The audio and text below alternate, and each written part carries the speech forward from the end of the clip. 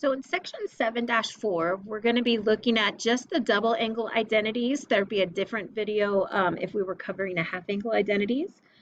But the double angle identities is saying, what if I know a trig function about theta? What if I doubled that measure and made the angle twice as big? Could I still find the sine, cosine, and tangent of all of those, of that angle measure, the 2 theta measure? So I always like you to know where formulas come from. I don't like you to think that they come from magic. So if it's possible, I try to explain it to you. If this gets confusing for you, I'm not going to test you on it.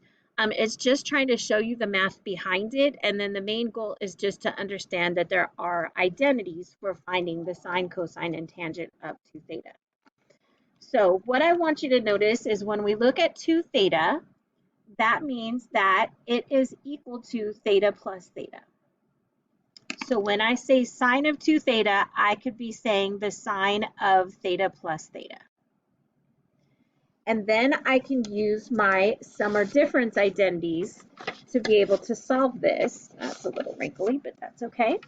So if I look at my sum and difference identities right here, we said sine of alpha plus beta is the sine of alpha cosine beta plus cosine alpha sine beta.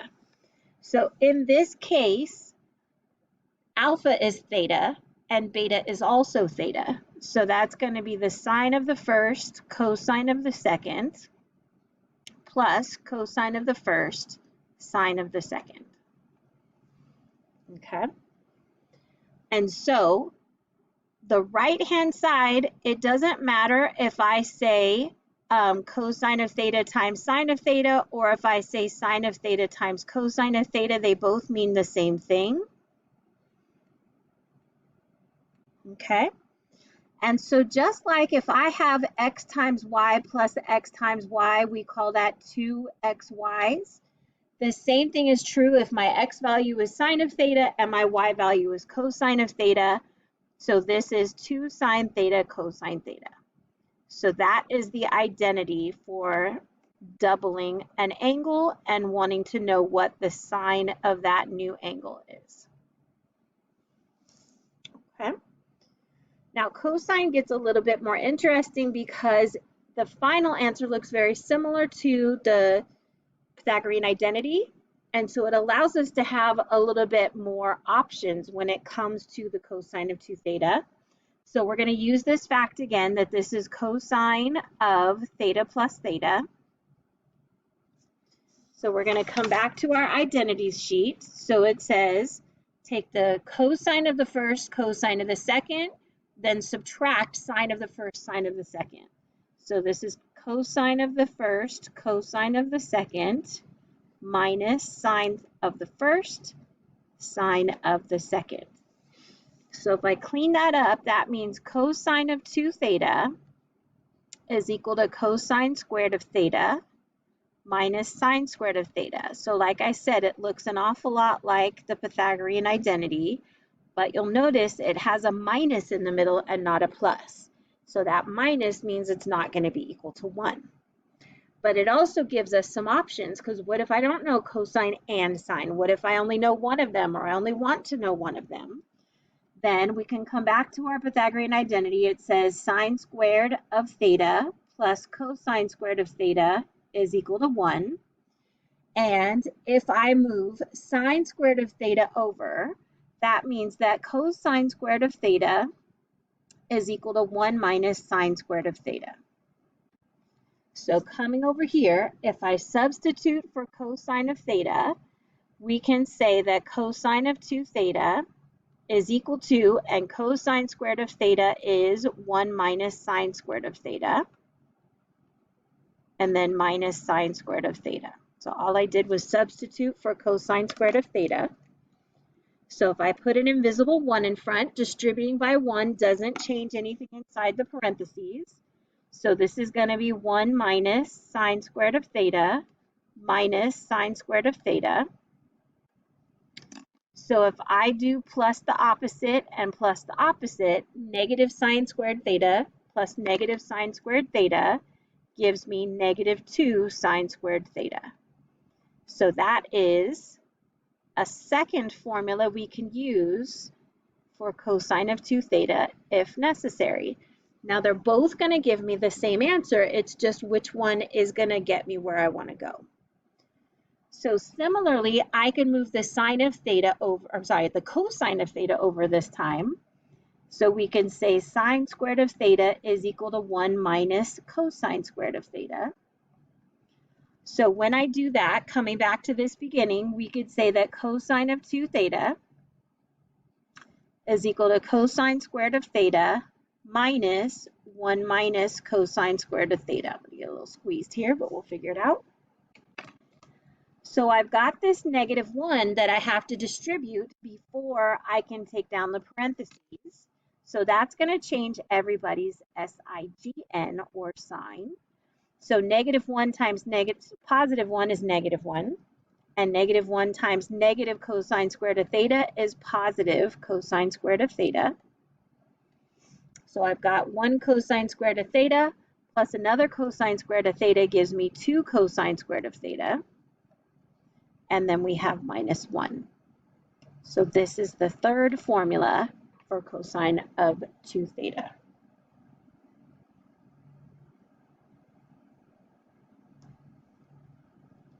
So then the next one is going to be tangent of 2 theta. And so if I take a look at my identity, this is going to be tangent of theta plus theta. So it says we're going to take tangent of the first plus tangent of the second. So that's going to be tangent of theta plus tangent of theta over, and then we get 1 minus the product.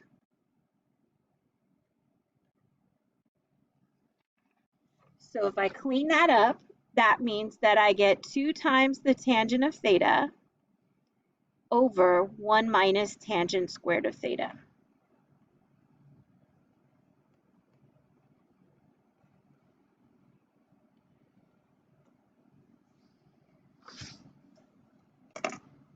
So in the next part of this video, we're going to start looking at some examples. All right, so if we take a look at example number 2, it's telling us 2 things. One is it's telling me that sine of theta is 12 over 13, and sine represents so, or is represented by so. And then it tells me that theta is between 0 and 90, which means that theta is in quadrant 1. So coming over here, I'm going to put theta in quadrant 1. And so this is saying the opposite is 12 and the hypotenuse is 13. And so if we do the Pythagorean theorem, we could say what squared plus 12 squared gives me 13 squared. So if we do 13 squared minus 12 squared in our calculator, we get a squared is equal to 25, which makes a plus or minus 5. And in this case, because we're in quadrant 1, it's going to be positive 5. So that means that sine of theta is going to be 12 over 13, as it should be, because that's the way the question worded it. Then we've got cosine of theta is adjacent over hypotenuse, and tangent of theta is opposite over adjacent, so it's 12 over 5. Okay. So coming over here, we're going to say that the sine of 2 theta is equal to 2 sine theta cosine theta. So that means that it's going to be 2 times 12 over 13 times 5 over 13. And if we plug all that into the calculator, I believe we get 120 over 169. So that means if I took this angle and I doubled it, then I would get this value for sine. So remember, all students take calculus. So sine is positive in either quadrant 1 or quadrant 2. So I don't know which one yet, but this is either quadrant 1 or quadrant 2. So the book isn't going to ask you about that, but I figure I'd throw this part in there to help you with making sure your answers are correct. So then when we do cosine of 2 theta, I'm going to use cosine squared of theta minus sine squared of theta. And again, it doesn't matter which one of the 3 I use, they should all work correctly. So cosine is 5 over 13, and we're going to square that. and then sine is 12 over 13, and we're going to square that. And so we end up with 25 over 169, squaring 5 and squaring 13, minus 12 squared is 144, and 13 squared is 169. And when I do that, I believe I get negative 119 over 169. Hopefully it's not wrong because it's in the video. So notice cosine is negative. So cosine's not negative in quadrant 1. Cosine is negative in quadrant 2. So that means when we doubled this theta, we ended up somewhere in quadrant 2. Okay? So that means that if sine is positive in quadrant 2, cosine and tangent should be negative in quadrant 2. So that gives us a hint about tangent.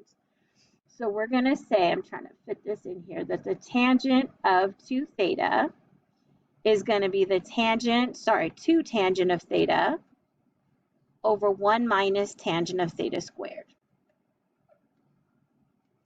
So that's going to be, we get, what do we have? 2 times 12 over 5 over 1 minus 12 over 5 squared. So I'm going to kind of squeeze over here.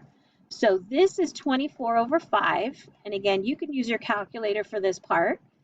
Then my denominator, I get 1 minus 144 over 25. So in my denominator, I don't want 1, I want 25 over 25. So that's still 1. And so we end up with 24 over 5 divided by, and we get negative 119 over 25. And if you plug that into your calculator, you're going to get negative 120 over 119. So something that I want you to notice, and it's a pattern that's going to help us see if we have the right answer. When we talk about tangent of theta, notice the numerator comes from the numerator of sine, and the denominator comes from the numerator of cosine. So the same thing's going to work here. The 120 comes from the 120 in the numerator of sine, and the negative 119 comes from the numerator of cosine. And that should happen every single time. So sine and cosine should have the same denominator, and tangent should have the numerator of sine over the numerator of cosine. So I'm going to see if I can fit this last one in here. Wish me luck. So we've got tangent of theta is equal to 1/2. And, I'm going to run out of room. So it's saying that we are in the third quadrant because this is 0, this is pi over 2, this is pi, this is 3 pi over 2, and this is 2 pi. So it's saying we're in this third quadrant. My opposite is -1 and my adjacent is -2 because -1 divided by -2 gives me positive 1/2. So using the Pythagorean theorem, I hope you would trust me that we would get a hypotenuse of root 5. Okay? So that means that the sine of theta is going to be 1/2. -1 divided by -2 is 1/2. Cosine of theta is going to be negative, sorry, we did that wrong. Let me think about this. Oh, tangent. Okay, here we go. This part's right, my apologies. But sine is going to be -1 over root 5. There we go. Cosine is -2 over root 5. And it's the tangent that's 1/2. So hopefully you were screaming at the screen saying, Ms. Marquez, that was wrong. So these are going to stay with the root 5 in the denominator. If you wanted to, you can change them, but we don't really have to. So I'm actually going to pause here so I don't have to rush, and I'm going to continue this question in the next video.